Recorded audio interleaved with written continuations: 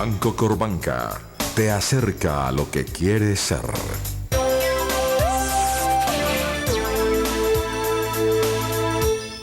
Muy buenas noches. Nuestra compañera y colega Claudia Palacios está preparando un libro sobre perdón y reconciliación. Perdón y reconciliación de los paramilitares o de todos los elementos, estamentos en la situación de rebelión que ha vivido en nuestro país. De todo el mundo, con todo el mundo, Yamid, porque los 47 millones de colombianos necesitamos perdonar, reconciliarnos y ser actores de paz.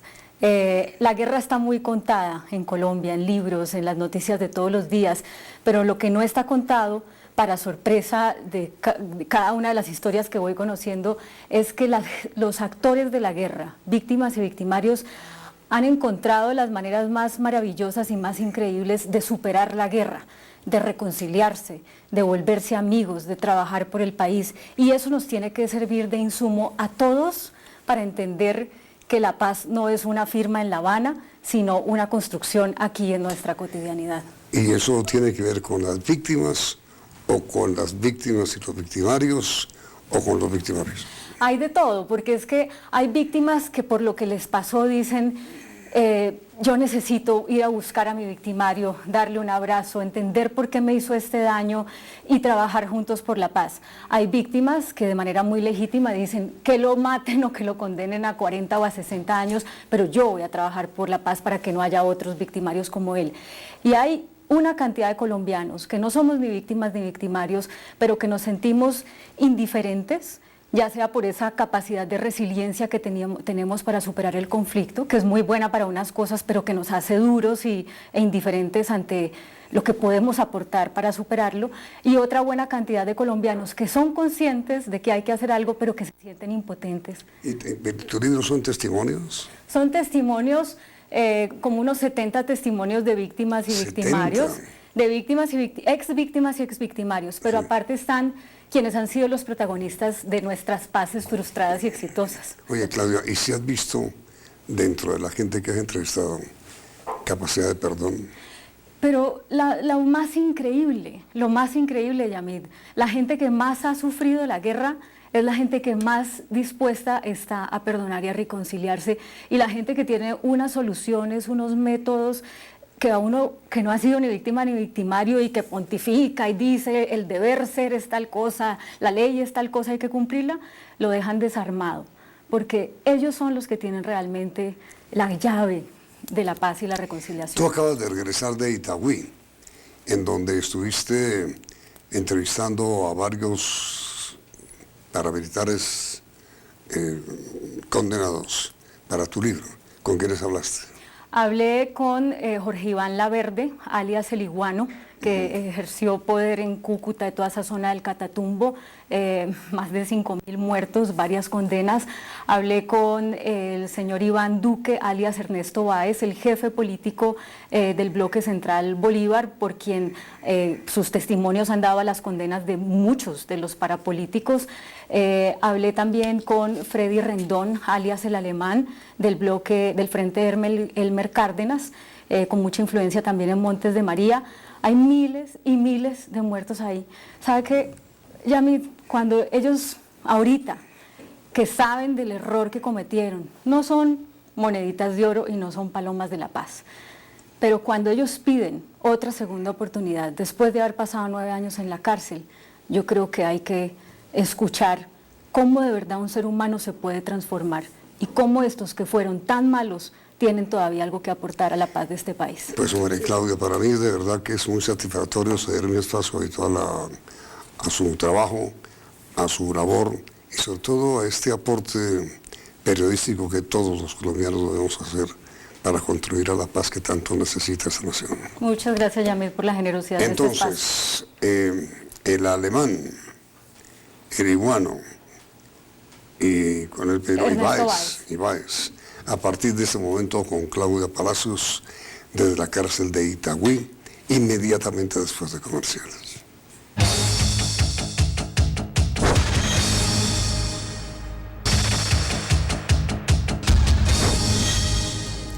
Freddy Rendón Herrera, quien fuera alias el Alemán, ya cumplió el tiempo máximo de condena que les dio como beneficio la Ley de Justicia y Paz a los más de 4.000 paramilitares que se acogieron a esta ley. Sin embargo, sigue en la cárcel y desde ahí dice que quiere salir a trabajar por la paz, a pesar de los riesgos que sabe que puede correr. ¿Usted cuánto ha entregado en dinero y en especie para reparar? Las reservas del extinto bloque Elmer Cárdenas al momento de la desmovilización fue puesta en conocimiento y fue entregada al Estado colombiano dirigida a la reparación, pero no era que nos daban a nosotros órdenes, vayan ustedes, combatan la guerrilla, maten, así como usted dice, que no era así tampoco, y que nosotros nos vamos a beneficiar de eso y a ustedes les va a tocar una tajada. Cuando yo llegué a este proceso en el 2007, la Fiscalía llegó y me dijo: Freddy, usted tiene 30.000 hectáreas de palma sembrada en las riberas del Curvarado. Y yo le respondí: señor fiscal, una tierra no se va, dígame quién, a quién nombre de quién está en la tierra, quién abona las palmas que hay sembradas, quién coge el fruto, quién le paga a los empleados, dónde sacan el aceite, dónde lo venden y a quién le dan el cheque. Y usted encontrará lo último, que yo no hago nada de eso. A los 4 años vino y me dijo: mire Freddy, usted no hacía nada de eso, usted tenía la razón. Y la reparación no se puede entender solamente como si nosotros tuviéramos miles de millones de pesos para entregar, porque no los tenemos. La reparación también tiene que ser nuestro aporte a la verdad y al compromiso de no repetición. La gente en la calle está muerta del miedo de pensar que ustedes, que fueron los comandantes, ya van a empezar a salir. ¿Usted qué tiene para decirle a esas personas? Que nos den la oportunidad a nosotros de mostrar que éramos una cosa en el momento que teníamos armas y que queremos salir a reencontrarnos con nuestras familias, con las víctimas, porque queremos reconciliarnos con ellos. ¿Usted fue un héroe o un asesino? Yo no fui ninguna de las dos cosas, ni héroe ni asesino, tan solo fui una víctima de un Estado ausente que me llevó a ser parte de una organización que participó en una guerra donde violamos los más elementales derechos de muchísima gente en esas regiones donde actuamos. Y que si hubiese tenido un poco más de educación, no hubiera hecho parte de esto, Claudia. Si a usted le matan un hijo, un sobrino, su familia, ¿usted va a tomar venganza? Ya me ha pasado, Claudia, e incluso estando aquí en la prisión. Y un hermano, y el que lo mató estuvo en el patio al lado, y yo me lo encontré aquí en la reja. Yo no guardo resentimientos, Claudia. Que algunos de nosotros podemos terminar muertos producto de nuestros enemigos. Es posible, pero también hay un Estado, hay una democracia que tiene la obligación de protegernos. ¿Le recomienda a las FARC que pasen por la cárcel? Yo no quisiera que pasaran por la cárcel, pero que ellos tendrán que asumir una responsabilidad de privación de espacio, que podría ser una colonia penal, algo parecido, donde los máximos responsables pasen una temporada. Hay personas por encima de los que están pagando, que también son máximos responsables, que no estén pagando y que deberían estarlo, ¿o usted está dispuesto a que esos, independientemente de que hayan sido sus financiadores o sus líderes ideológicos, ni siquiera el país sepa quiénes son? No, el país tiene que conocer la verdad. Vamos a tener que pensar en una ley de que puedan decir la verdad, que puedan reparar y que no los lleve a la cárcel. Usted no dice por qué la justicia no ha cogido cada uno de esos nombres que yo di. En cuanto a los empresarios, lo conoce la Unidad de Justicia y Paz y por lo que tengo conocimiento se han enviado ya la compulsa de copias hacia los fiscales o a las unidades que les corresponden esas investigaciones. ¿Cuál es la víctima que a usted más le duele? Hay una religiosa en un caserío que hoy es municipio, antes se llamaba Vigía de Curvarado, que tropas que desarrollaban una operación en esa zona intentaron algunos patrulleros de unas tropas que estuvieron allí de intentar violar a esa dama. Ella merece esa solicitud de perdón, de excusas por lo que allí pasó y por el respeto y por la formación que uno tiene católica y apostólica, es como algo fuera de lo normal que pudieran intentar hacerle algún daño a esa dama. Iván Duque, quien fuera alias Ernesto Báez, jefe político del Bloque Central Bolívar, dice que a pesar de tener ese poderío, no se enteró sino hasta que llegó a la cárcel de las atrocidades que cometieron él y sus hombres. Vine a conocer la verdadera tragedia de esta guerra. Vine a conocer la verdadera catástrofe humanitaria que es esta guerra en los estrados judiciales. Yo no lo conocí, no sabía de las magnitudes de esta guerra cuando estaba en el campo de batalla. Por eso, ante el Tribunal de Justicia y Paz propuse que era urgente en favor de las víctimas la conformación de una comisión compuesta por militares, compuesta por representantes del Estado y por la guerrilla, para por lo menos, a través de ese principio reparador por excelencia que es la verdad, las víctimas conozcan en realidad qué pasó. ¿Las FARC deberían ir a la cárcel como lo hicieron ustedes? Si ese es el precio, para que a través de los fusiles no impongan nuevos retos criminales ante el país, si ese es el precio para iniciar una nueva era de cicatrización de heridas, de perdón, de reconciliación, pues que no vayan a la cárcel. Quiero pasar al tema del perdón. Si no entraña un gesto de humillación ante la víctima, si no entraña un gesto de sumisión ante la víctima, si no entraña un gesto de profundo remordimiento ante la víctima, ese perdón no pasa de ser simplemente un requisito judicial. Mire, yo estando en la cárcel, perdí un hijo.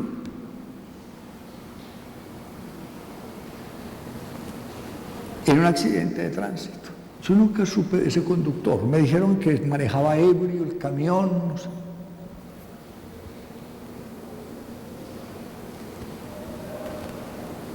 Yo te confieso, yo no soy capaz de perdonarle a ese hombre. Yo no soy capaz. Y en una audiencia le dije a un magistrado, me dije delante de un magistrado, perdón, a una víctima: si usted no perdona, yo le hallo toda la razón.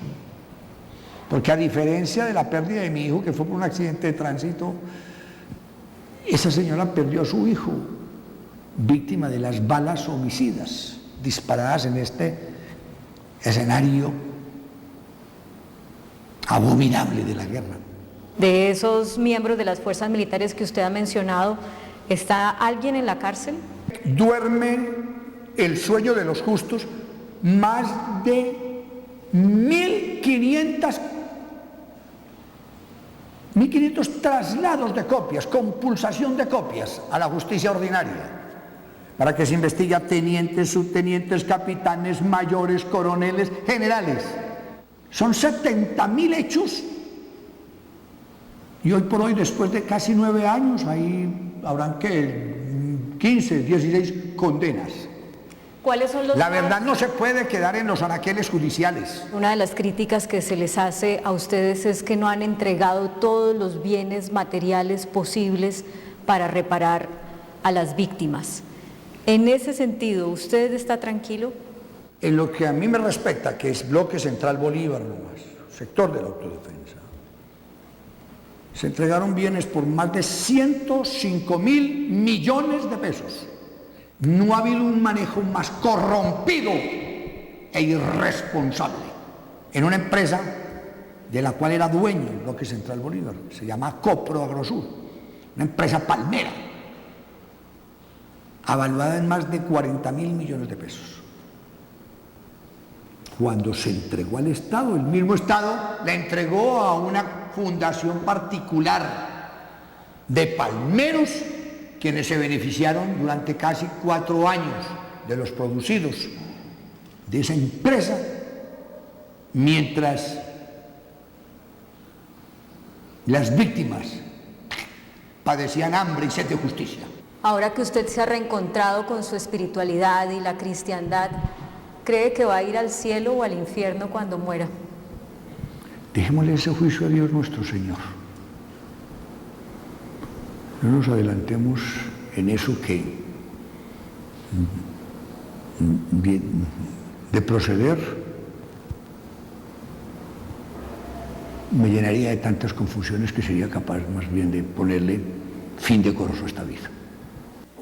Y por su parte, Jorge Iván Laverde, quien fuera alias El Iguano, quien también ya cumplió el tiempo máximo de condena de 8 años y sigue en la cárcel, dice que es falso que no haya dicho toda la verdad. Hemos mencionado muchas personas, lo que pasa es que hay un problema muy grave. Cuando mencionamos a alguien, entonces ese alguien sale y dice, no, esos son unos bandidos, y como son bandidos a ellos no les puede creer. Contamos con la tristeza que fuimos los bandidos, pero no teníamos corbata, teníamos era un fusil. Ahora, si no mencionamos a esa persona, si la mencionamos, enseguida nos abren un proceso por falso testimonio, ya lo tenemos. ¿Cuál era su empresario llave? Empresario en Norte de Santander, la empresa Termotasajeros, que la mencionamos, que dio una fuerte suma de dinero para la compra de unas armas, las minas de carbón que son muy famosas en Norte de Santander, Azozulia, que era la empresa más grande de arroz. ¿Y usted cree que ellos van a un día a pagar cárcel? Al menos deberían de darle la cara al país y contar. Algunos manifestaban, hombre, la guerrilla les quitaba, los secuestrados les quitaba 500.000 millones de pesos, pero nosotros no. A nosotros nos daban 2 o 3 millones de pesos mensuales.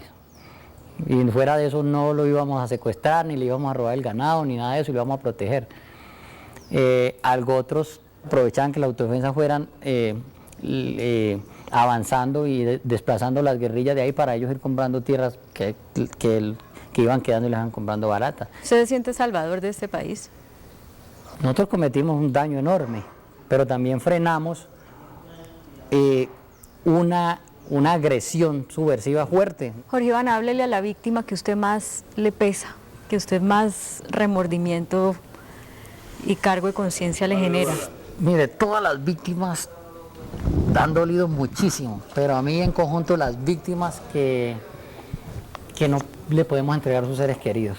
Lo que hubo en Cúcuta, habían 20, 25, 15, 18 muertes por día. Debido a esto, y ya lo hemos manifestado, muchos amigos de la policía, de la SIGIN y del DAS, y nos decían, hombre, no maten tanta gente, o al menos desaparezcanla. ¿Por qué? Porque eso los llevaba a que ellos tuvieran, o les ordenaban que tuvieran que investigar. Entonces, si no aparece la persona, ponían la denuncia y ahí engañaban a la víctima. No, se fue, se desapareció, se fue para Venezuela. Es que todo inicia es porque teníamos 19 cuerpos en una fosa y la fiscalía iba por ello, entonces lo que hicimos fue sacarlos de allí. Supimos que iba a la fiscalía porque también teníamos infiltrada la fiscalía, porque teníamos gente en la fiscalía. Sabíamos que iban allí, entonces los sacamos y no había más que hacer, entonces se incineraron y debido a eso, entonces ya los cuerpos que llegaban o personas que se les daba muerte, no vivos, porque de esto han querido hacer una película. Es algo que uno quisiera que alguien estuviera dentro de uno para que sintiera, no, es que es un asesino, no siente nada, no hombre, nosotros somos seres humanos y sentimos, no sé en qué estado de inconsciencia estábamos en ese momento que sucedieron esas cosas. Una vez, yo soy seguidor o admirador del Chavo del Ocho y una vez tenía que dar la orden para darle muerte a una persona y ese día me hizo reír tanto el Chavo del Ocho que yo dije, no, suéltenlo. ¿Usted tiene hijos? Yo le voy a decir la verdad, yo tengo un hijo que yo nunca lo he mencionado en ningún proceso, por seguridad, porque es más, yo nunca le di el apellido y es mi hijo y me visita. Y estamos en ese proceso de trámite de documentación ya. Le consultamos a la Fiscalía General de la Nación qué ha pasado con las denuncias que han hecho los paramilitares que se acogieron a la Ley de Justicia y Paz sobre financiadores, empresarios, otros políticos y militares. Hay 1.500 compulsas de copias a la justicia ordinaria por esta causa. Hasta ahora los resultados, poco más de 200 órdenes de captura y un par de centenares de sentencias condenatorias. En eso van las investigaciones por estas denuncias. La pregunta habitual de Yamid, después de escuchar a los paramilitares, ¿creen que cuando estos salgan de la cárcel van a ser constructores de paz? Las respuestas las verán al final de la emisión central del noticiero CMI, que comienza enseguida.